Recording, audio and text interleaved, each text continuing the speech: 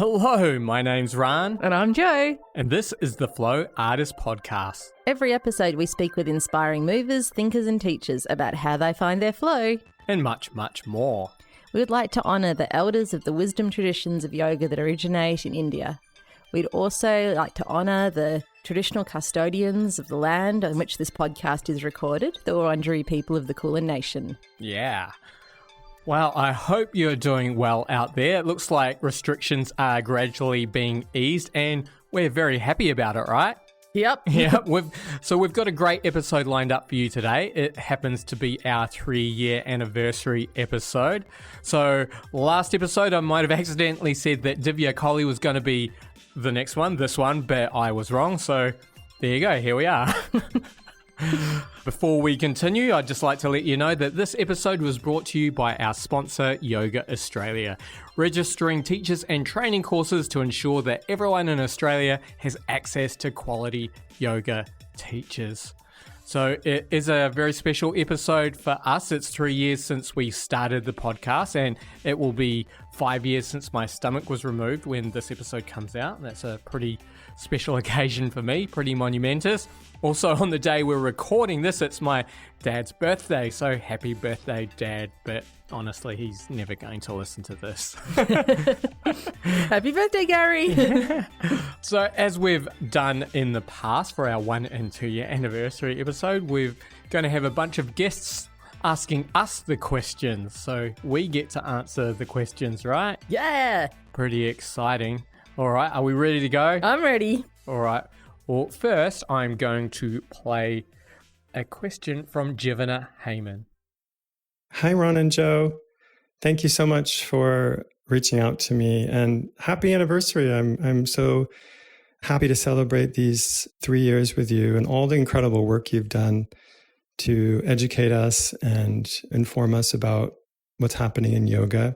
I love your work, and I'm so grateful for you. And I hope you'll have another 3 years of exciting conversations like you've been having, unless you're tired of it. But I hope you're not.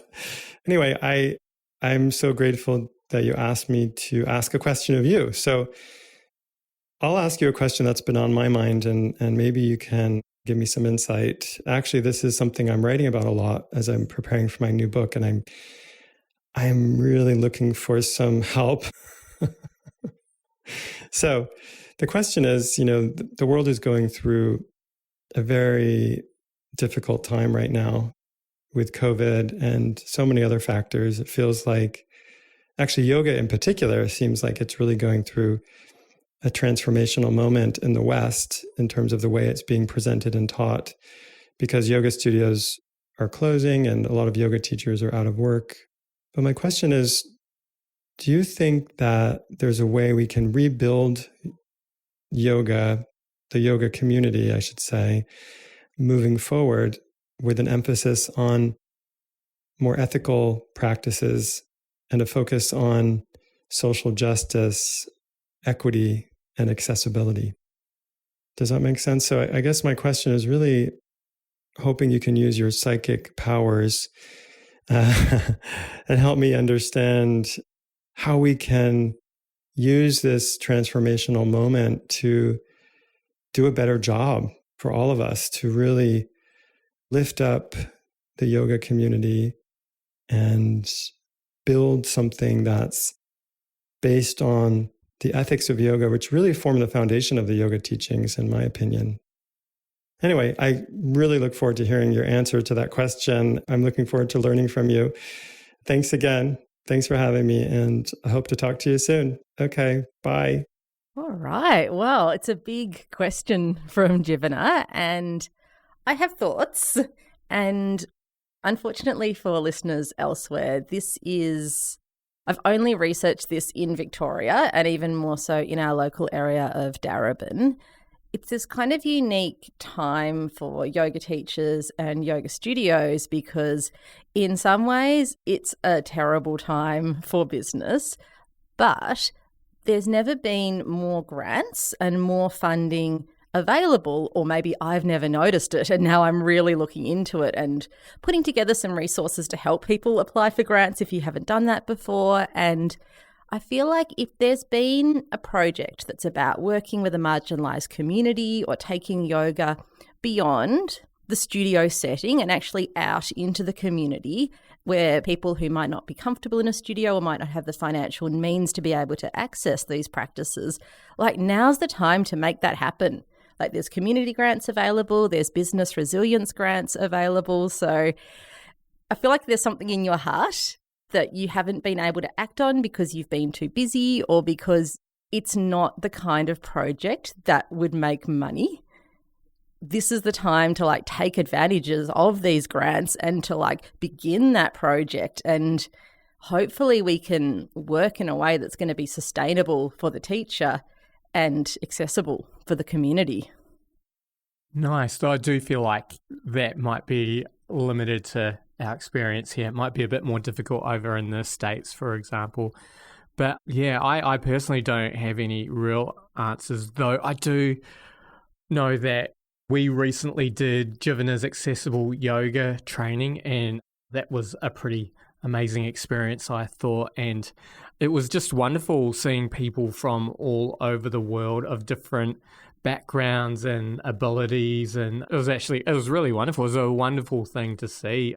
And I know one thing that struck out for me was there was a woman from India in one of the groups that we were in who mentioned that she'd sustained this injury and she was trying to, I guess, work through it or work with it, and there was nowhere in her country of India where yoga originated that she could find a yoga for her. And I feel like Jivana's actually brought a real gift to the world that has enabled that woman to find a yoga that she can practice safely and help other people. And so I think that really there is this worldwide movement of yoga being more accessible and more ethical, I would hope. And I guess there are many struggles going on in the yoga world. We're seeing certain people tout beliefs that might be harmful to others, and I guess that's out in the open now. I don't know where I'm going with this, but yeah, I personally think that it's going in a good direction. Yeah, and I guess it's just that lifelong question of this practice, like how can I live my life in an ethical, compassionate way that's going to be a net positive for the planet. And then if that flows into our work and into our communities, it's not something that has a easy answer, but it's more like that day-to-day process of how can I do my best with this? And I guess I would hope that this experience we're all going through now is a bit of a reset and good things can happen from here. So I think that's all I've got to say. What about you, Jo?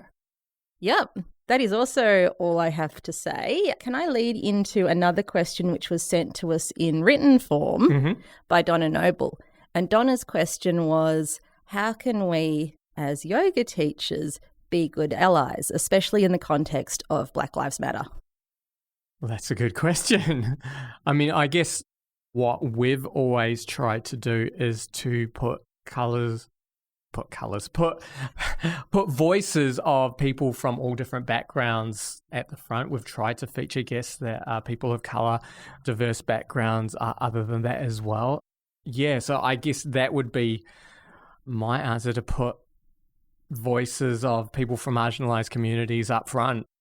Yeah, I have thoughts. And when I was thinking about how to answer this question, I was like, okay, don't cut Ryan off. Let Ryan speak first. That'll be a first. And so I have a really easy one. Buy their stuff. A really easy way to support someone from a marginalised community is to support their business. And I feel like it's an exchange. Giving money to a cause is amazing, but supporting someone in a day-by-day, ongoing fashion is probably going to make a more meaningful difference in that individual person's life. I don't know, it depends how big your donation is, but it's a connection to someone rather than I'm going to give you money because I feel bad about this problem kind of situation. And it's an easy, practical thing to do.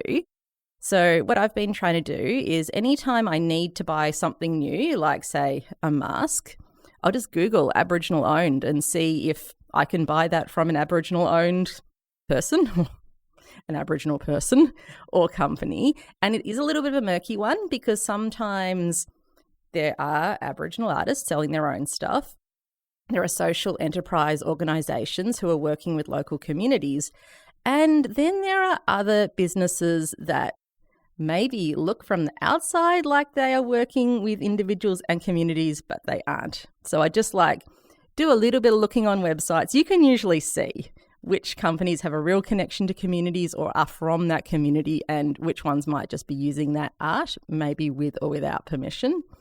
Another thing I'd like to raise is being a good ally is not about you. So if, say, a global issue comes up and you feel drawn to make a comment in your social media, I would recommend looking first to a person from the community that's directly affected and see what they're saying and maybe amplify that voice rather than making it about how it's personally making you feel sad, which is you can share what's in your heart, but I think it might be more useful for the cause if you are sharing the voices of someone who is directly affected and sharing a call to action as well, whether it's a number to call or somewhere to donate money or some way you can support. And to actually do that, to not just share about it, to make the call yourself or make the donation. So I think if you are sharing about a cause and about an issue, it has to be about the cause and about the issue, rather than you feeling bad if it doesn't actually directly affect you. Yeah, and I'd like to add, I have sort of seen some groups online where, the conversation does seem to be more about how people are feeling about their own, I guess, part to play rather than, or their own feelings about their part to play rather than what they're actually doing. Yeah, and I don't want to say that you can't share your feelings online in your own feed, because you absolutely can, but sometimes it's got to be more than words, I guess. Yeah, good point, Ryan. Yeah. Yeah. All right. Well, let's get on to our next question now that we've lectured everyone. Now we've solved racism. So this next question is from Taryn Siriana, I believe. I hope I've pronounced that right. I'm not good at saying names. She'll tell us though. Yeah, who's out in the Kimberley region, so quite a way away, and I'll play her question now. Hi Ran and Joe, it's Taryn Siriani from Yoga Desire here, and I'm currently recording from Nikanamangala and Wurrunderi country in Derby, remote far northern Western Australia, where I feel very privileged and honoured to be able to live, although soon to be relocating, learn and share the tools of yoga and meditation with a small but wonderfully diverse community. So you both know that I love your podcast. And in fact, the reason that I became a Patreon member was because I am so remote, which is also a blessing, I might add. And I'm not able to attend trainings in person very often. Instead, my only option is online stuff. I really felt that your podcast was providing me with another avenue to stay current with the yoga and wellbeing world and provided good learning and personal development materials via audio. So I felt in my heart that it was time I started paying for all that I was receiving from you both. Which brings me to my question. I'm just wondering if you guys have any ideas about how we can better foster connection and support yoga teachers in remote Australia. That doesn't involve screen time. I look forward to hearing your response and continuing to listen. All right, bye. Do you have thoughts? Well, first, I'd just like to say thank you, Taryn. Thanks for your wonderful comments, and thank you for your Patreon support. We really, really appreciate it. I guess for us personally, it is difficult to reach people without their online component. And all I can, I guess, suggest is trying to, and I know you probably have a good handle on who is in your local community, but just seeing if you can meet up in person and have good discussions about yoga, practice together. Yeah. Any thoughts, Joe? Yeah, so this is like a fantasy suggestion. Wouldn't it be amazing if a group of teachers who were in remote areas but kind of maybe in the same state could get together and maybe like rent a beautiful property, and like everyone would pay for the food and the property rental, but everyone would contribute a practice to the weekend, and then you'd also have that hangout time together and that time of like sangha and community connection that's not just practicing together. It's the talking, it's the chilling, it's the hanging out, it's having this like beautiful space where you can just be.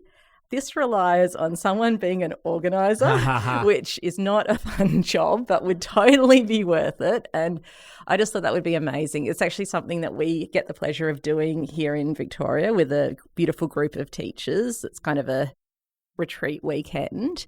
And maybe if the weekend isn't achievable, if it's too much logistics, a day where it would only take 3 or 4 teachers to each contribute a practice session that everyone could do, and then you could have a lunch and you could have a discussion. And I do really feel you on the in-person connection. It's so different to online, and hopefully this might spark some ideas or plant some seeds. And I'll open up our Facebook page if there are teachers who would like to connect like that.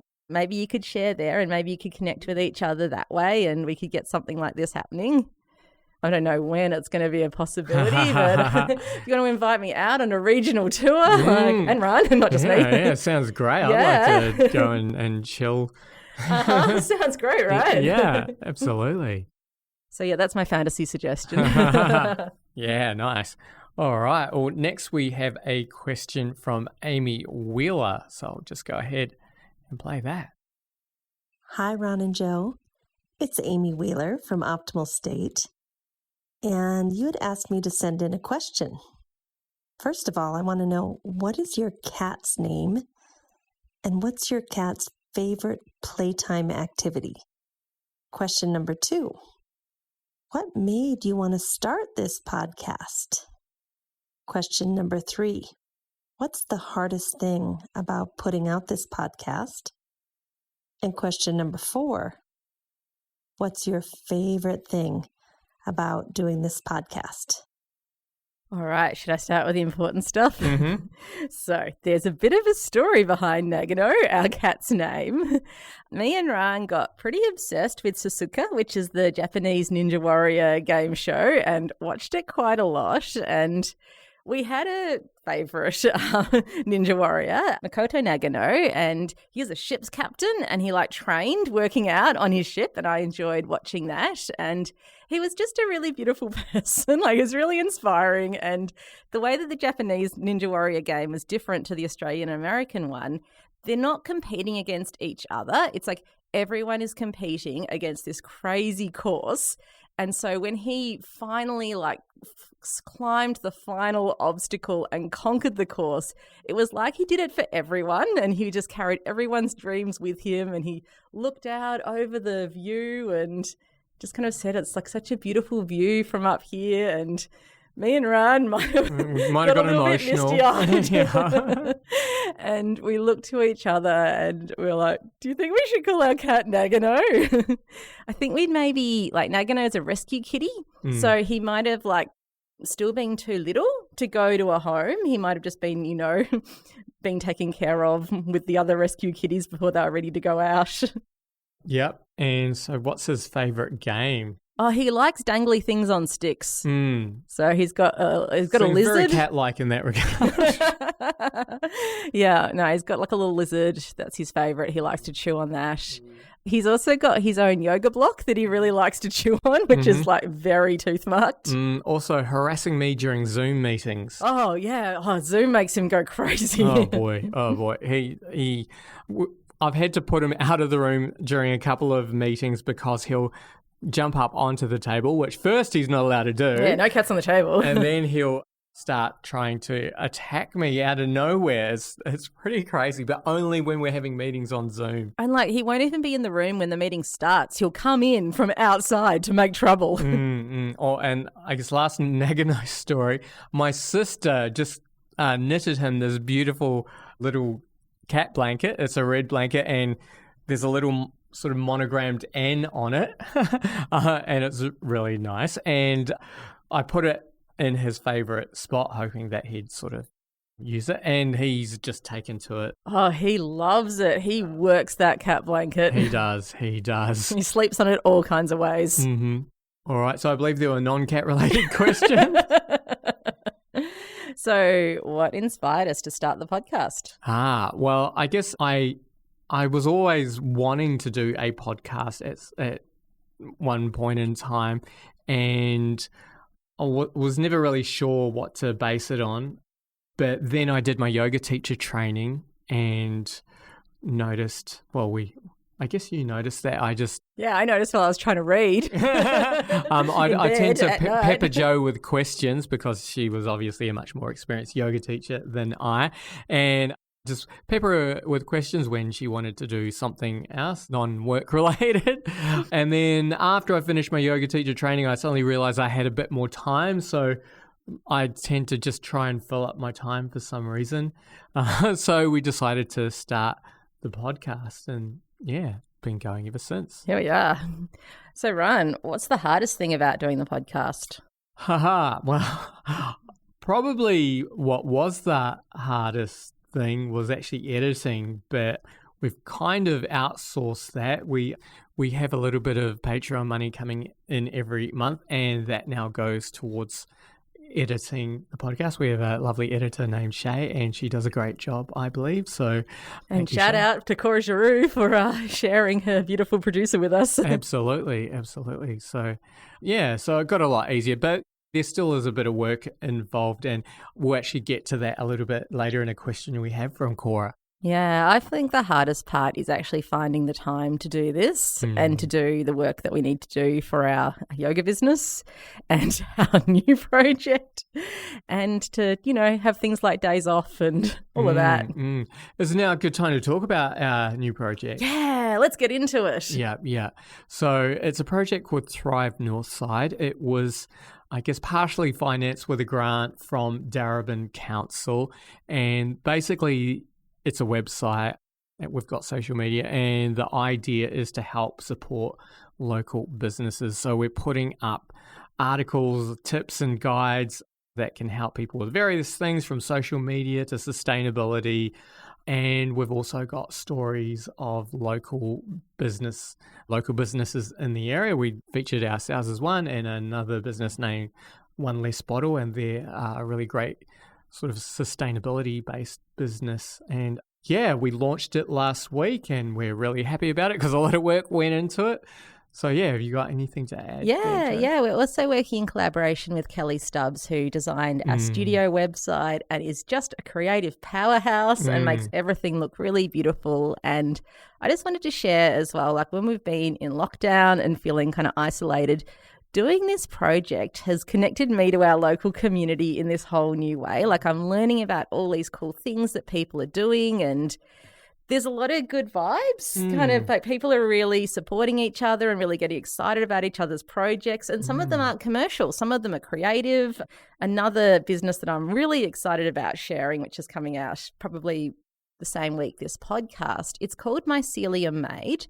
And this person is working with a mycelium culture and like cigarette butts and rubbish to create garments. Like the mycelium is converting these waste products into something that we can actually use for art and for clothing. So it's like, this is happening in Northcote. Yeah. Who knew? Yeah. No, I think that's one thing that impressed me is just the diversity of businesses in the area. So no, it's been a really fun project.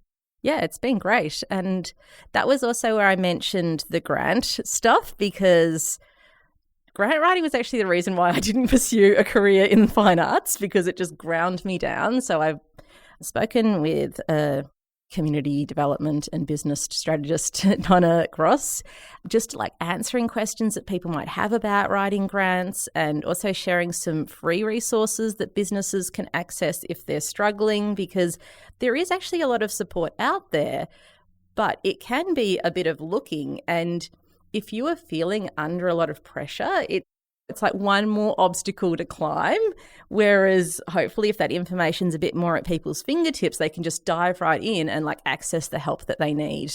Nice. Beautiful. So what's the most fun part of doing the podcast for you, Ron? Oh, the fun part. Oh, I guess the fun part is actually sort of getting responses from people and from connecting with people and sort of making friends with heaps of the guests. Yeah, like we've sort of made relationships with some amazing people on the podcast, including Jivana and Jesal and others. And I feel like everyone we've talked to, you kind of have this real, like, you speak to someone for an hour about something they're really passionate about and you get to ask really in-depth questions. So it's like you have this special bond with everyone that you've spoken to. It's really awesome. Absolutely. And I'm always the person in like a workshop or a training that has like the most questions, and I have to hold back on the questions so it's not just me talking the whole time. And this is my forum where I can ask all the questions. So I love that aspect of it. Beautiful. All right. Shall we get on to the next question, which is with Alice Williams? Hi, Jo and Ron. It's Alice Williams, author of Bad Yogi. Congratulations on 3 years. I'm so excited that we get to ask the questions now. I've got two. My first one is, after about 3 years with so many other podcasts out there, how do you maintain enthusiasm and momentum? And also, how do you choose your guests? My second question is, have you ever had an interview that's gone into unexpected territory, good or bad? Or have you ever wanted to ask a guest a really cheeky question but been too embarrassed? All right. So first part of that was, how do we stay motivated? Mm-hmm. And I think it comes back to what we were talking about before, how awesome it is to connect with these amazing people and to learn about them and to like share their passion. But I've got to be real and say that we are not always overflowing with motivation. Like, it can be hard sometimes. And I just wanted to be real about that. Like, sometimes it is challenging to like squeeze in a podcast interview early in the morning when we want to sleep, or share an episode when they've got a whole lot of things on the to-do list. Yeah. I think actually part of how we've managed to keep doing it for 3 years for me is that I tend to get a little bit obsessive about things. So like once I've decided that I'm going to do something, that's pretty much it. And I'm going to try and do it that way, which probably is a nice segue into the next question we have from Jesal Parikh. Wait. You haven't got to the juicy bit of Alice's question. Yeah. Well, stay tuned, folks. Yeah, so there was an interview that kind of went in an unexpected direction pretty recently, and it involved onions, garlic, and washing your crotch. Yeah. And I don't want to be bitchy and not be respectful for our guests who have taken time to share with us and to be on our podcast. So I'm just going to speak about myself and the questions that kind of have come up for me when a conversation is going in this really unexpected direction and the person is just continuing to talk. So to raise a question would mean interrupting the person who's speaking, which feels rude. But just sitting by as they are saying something that you're not sharing kind of sends the message that we're all on the same page about this, where we might not be. So that was a lesson for me as an interviewer of okay, if I feel like I need to say something, how can I slide in and express what's on my mind without talking over someone, without being rude, and being respectful for the person who has put themselves out there by being on our podcast and sharing with us. Because I have listened to other podcasts where the interviewer interrupts people to say their stuff, and I don't like listening to that. Yeah, no, I agree. And I actually feel like you handled that particular instance pretty well. We're not going to bring it up, but if you've listened to a few of our podcasts recently, you probably have a good idea who it was. And yeah, I feel like there are a few other problems with that conversation. I don't know where to go from there. Yeah, I think it's like we're not journalists. No, and we're not really a hard-hitting No, type. no, we're not really that confrontational. Like, so I think it's definitely a lesson as to, or a decision as to kind of, okay, if I'm not sharing this view, do I express that? Is my next question about that? And maybe being a little bit more proactive rather than feeling like some stuff was left bottled up at the end of the interview, and then even having questions as to whether we want to share a conversation if we haven't shared honestly within the conversation. Yeah, nicely said. Oh, thanks, Ron.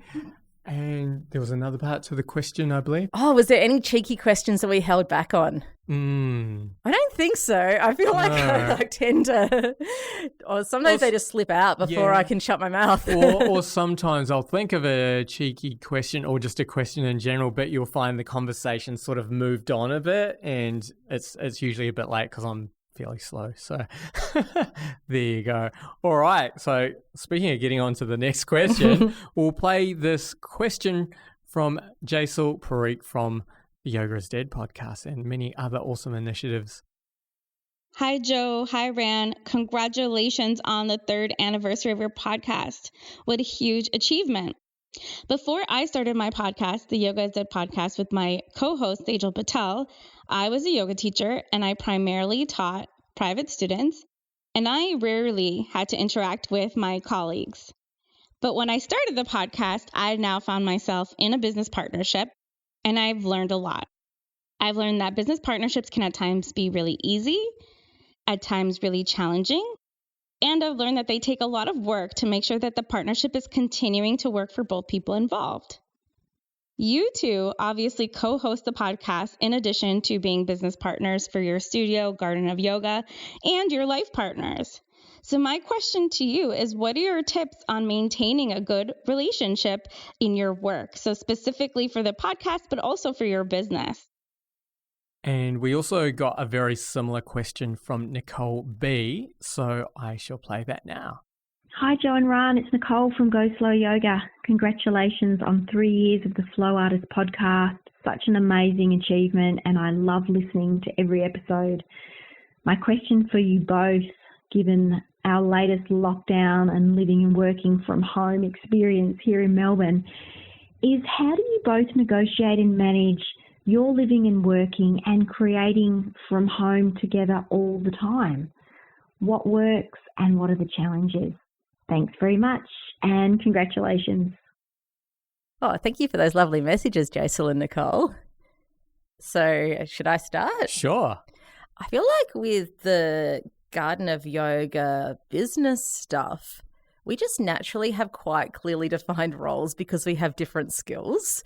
So I don't feel like it's been too much of a challenge to negotiate who does what and what happens, because Ron basically does all of the online and tech stuff and I do a bit more of the teaching and a bit more of the customer service and kind of talking to people stuff. And that's kind of evolved pretty organically. Like, it was my business for like 15 years. And then it was really only when we renovated our studio and moved to the bigger space that Ron started teaching classes. And that's when we also got a much more elaborate website and booking system and now online video and things. So I feel like I kind of do the stuff that I've always done and then we've just up-leveled in terms of how technical our business is, and that's all Ron. Oh, thanks, Joe. Yeah, I mean, I guess generally things go pretty smoothly.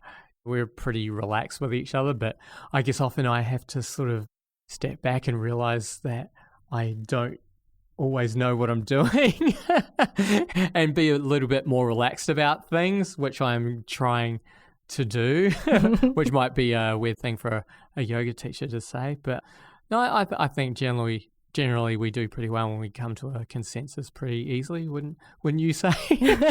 I mean, we both have this like thing. It happens like several times a week where like we work in separate rooms. Ran's got his run room with his computer up the front, and I kind of work on our dining room table. And I don't know, it's like the other person can just sense when you're right in the middle of something, and that's when they like pop up with a question. And we both do it, and we're both annoyed about it. So we're just sort of like, oh, yep, that's one of those moments. Yeah, it's a skill. Yeah. I don't know. I feel like lockdown as well has just been this realization that we're just like too good at giving ourselves projects. We both love being lazy, but we just come up with all these projects. It's like, how are we working 6 or 7 days a week when our studio is closed? Yeah, it is. Yeah, something it's like, okay, that's on us. No, we do. I think sometimes we do need to realize to give ourselves a bit of a rest. But I think also, like, I don't know if this is something I should be talking about on the podcast, but I have been speaking with a psychologist for a while, and that's been really good, I think. Yeah, I don't know what you think. I love it because, like, the psychologist always reiterates the stuff I've been saying for years. Yeah, basically, there are things I don't need to worry about as much as I... And I've been really motivated about getting out of the house and going for a walk every day if I can. And I've been doing walks with friends. So I've like got a few friends living locally. So we go for exercise walks together, and that's been really helpful. And sometimes I just talk to a friend on a phone while I go for a walk, or I just listen to a podcast while I go for a walk, or we like go for a walk and talk. And we talk, like me and Ran, we kind of talk about different things when we're on a walk to the things that we talk about in the house. Yeah, often about walking. Yeah, we have walk talks. Nice. Shall we go on to the next question? Oh, yeah. I just add one more thing, which people maybe don't need to hear, but we've kind of got a ridiculous amount of silly in-jokes as well. That's true. Yeah, they're not very mature. No, I think humour is a big component of our relationship. And it also helps that Ryan's really into video games. That's where I get my me time. Yes. And my me time. Yeah, that's great. All right. Let's get on to... Oh, and you have your crafting. I have my crafting as well. Yes. Yeah. And my competitive craft shows. Yes. Nice. All right. Now on to our question from Cora Geroux. Geroux. I apologize. Let's play that now. Hey, Ron and Joe. It is Cora here from the Teaching Yoga podcast. And my question for you both as a fellow podcaster is, what is the number one thing that you wish your listeners knew about creating a podcast? I know what my answers would be, but I'm super keen to hear what you think about this, especially because you have been podcasting for a little bit longer than I have. I can't wait to hear your answer to this question, and a massive congratulations on your 3-year anniversary. I can't wait to listen to the show. The number one thing that I would love our listeners to know is that we want to hear from them. It's kind of this weird thing where we have like a really heartfelt conversation with someone, and then we just like send it out into the cyberspace universe. And it means so much when people continue that conversation and give us feedback or ask questions or share how that episode has raised questions for them. It really feels like it gives that episode life beyond us sending it out there, because it's like the internet's a big place, and your little thing that you've made and you've put your heart into is just this tiny little drop in that ocean. So to like know that people are responding to it and it's enriching people's lives is so rewarding and like gives us life for this project. Yeah. I guess the other thing I'd say is, we touched on this before, I think people might not realize the amount of work that goes into creating a podcast. And even though I'm not editing, there's still a lot of time going into sort of perhaps organizing a time with a person. And if they're based overseas, it can be sort of a bit of work to find an appropriate time Sometimes that works it's like for 4 everyone. or 5 emails going back and forth. Yeah. And I guess then got questions to come up with, and then there's the actual conversation itself, and you've got to make sure everyone's online and connected and able to do it. And then when you actually put it out, there's the sort of letting people know that there's a podcast out there and hoping that the person who is your guest will share it also, because in podcasting, I guess, in all honesty, it's part of the publicity of a podcast comes from the guest who's sharing it. Yeah, and it's actually like it gives me a lot of insecurities and kind of makes me feel a little bit like hurt or unsure if like we're like, oh, I thought that was a really great conversation and they haven't shared it on their social media. It's like, I thought that date went really well and they never called me back. Like was that okay for them? Was there something that went wrong that I don't know about? Like, why haven't they shared it? Yeah. So yeah, there's a glimpse inside my insecurities. Mine too, but yeah, no. All right, shall we go on to the next question now that we've purged all those emotions? Yeah. So mine are both about validation, it seems. Yeah. All right, so our next question is from a friend of the podcast, Gina Macauley. Let's play that now. Hi, Joe and Ran. Gina here from Yoga Hara in Bendigo. Firstly, thanks for the great work you're doing in bringing such a diverse range of yoga voices to the community. I think it's very important. My simple question is, what have you noticed during COVID in relation to podcasting? One of the things I've noticed is I'm not listening to as many podcasts as I used to because I'm not commuting anywhere. I'm wondering what you've noticed from your point of view. Thanks again. Keep up the great work. I've noticed there are a lot more yoga podcasts being made and released. Yeah, I've noticed that too, that there seems to be plenty of them, which is great. But I guess one thing I worry about is if we have a guest that they're going to appear on a whole lot of other podcasts, because in my mind it feels like there might be less reason for them to listen to us, but that's fine.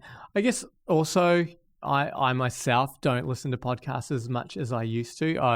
I don't really commute anywhere, so there's no time there.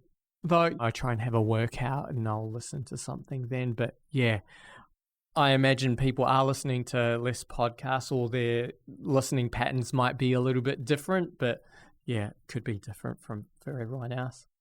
Yeah, I feel like podcasts are almost like what blogs were a few years ago in the yoga scene. And something that I wanted to share for people who are thinking of starting a podcast is absolutely, it's intellectually and emotionally rewarding to speak to these amazing people. But in terms of boosting the rest of your yoga business, you will actually use the network that you already have to promote your podcast rather than the podcast bringing people to you who might not have discovered you most of the time. So I think if people are going into this feeling like a podcast is going to be a real business boost, I don't necessarily think that will happen very quickly.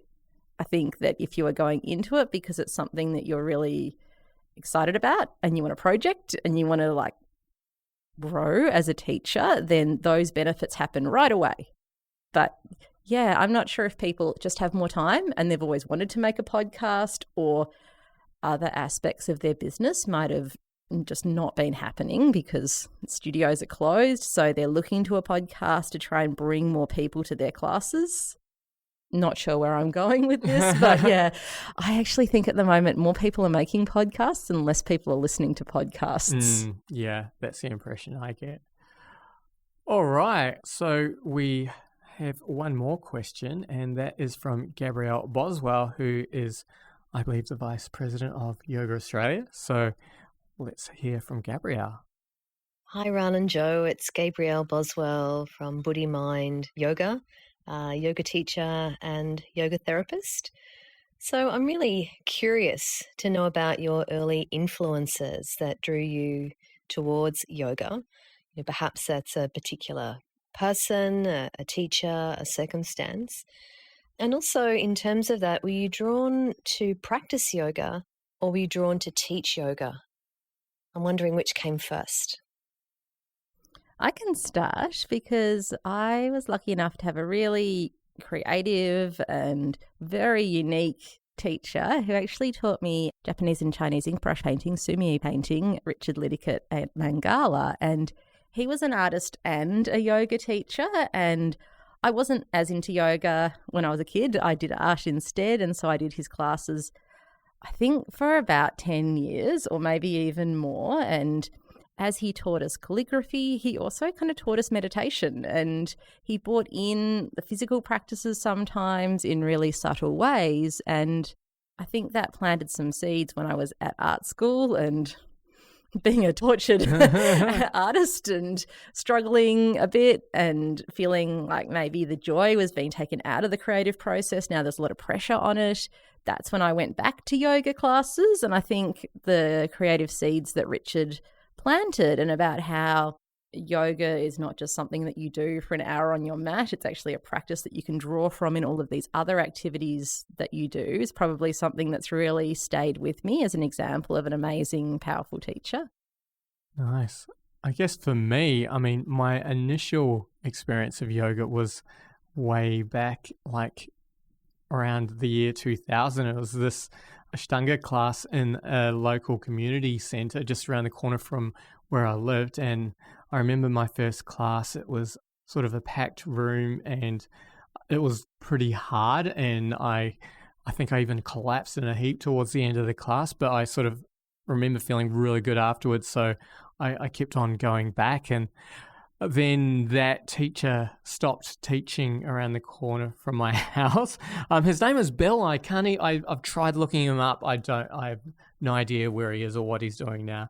But so I stopped practicing yoga for a while, and then it was only after I met you, Joe, like many years later, probably about 10 years later, and then obviously I had a bit more of a yoga practice with you, though I wasn't that consistent then.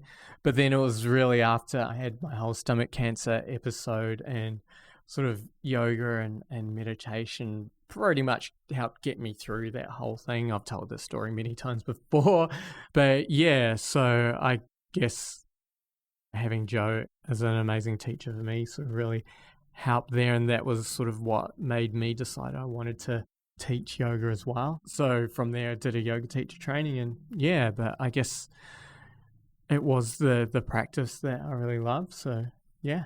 Oh, thanks, Ron. I'm honoured. Oh, thank you. You're welcome. Nice. So I think that is all of the questions. It is. So I guess coming up next week or next episode, we have Divya's episode, which we Divya Coley. Yeah, we thought was going to be this time around, and then we looked at our calendar and we're like, oh, it's time for the anniversary episode. Yeah, and she wrote a book. What's the book called? Sorry, Joe. Let me Practices have a look. for Challenging Times. Oh, yes. Yeah, very timely. Yeah, and it is actually a really great book. Finding Peace in Difficult Times, Grounding Techniques for Inner Calm. It's a great book with lots of really simple and powerful techniques that will help to downregulate the nervous system and to navigate these challenging times. I've been teaching quite a few corporate Zoom classes, and I feel like they're perfect for people who need the benefits of meditation but are maybe not super familiar with it and just need simple, accessible practices. And what I feel like Divya did a really amazing job of is distilling all of the richness of the philosophy of yoga into these simple practices without making them too complicated, but also without dumbing this practice down, just making it really accessible for people so that they can access the benefits of these practices. Beautiful. All right. Yep, look out for that episode in a fortnight. And before then, I just wanted to say thank you so much for listening, and thank you for sticking with us for 3 years, if indeed you stuck with us for 3 years, or whether you're a new listener. And before we go, I'd just like to say our theme song is Baby Robots by GoSoul, used with permission. You can get his music from gosoul.bandcamp.com. Thank you so much for listening. We really appreciate you spending your precious time with us. Aroha nui. Big love.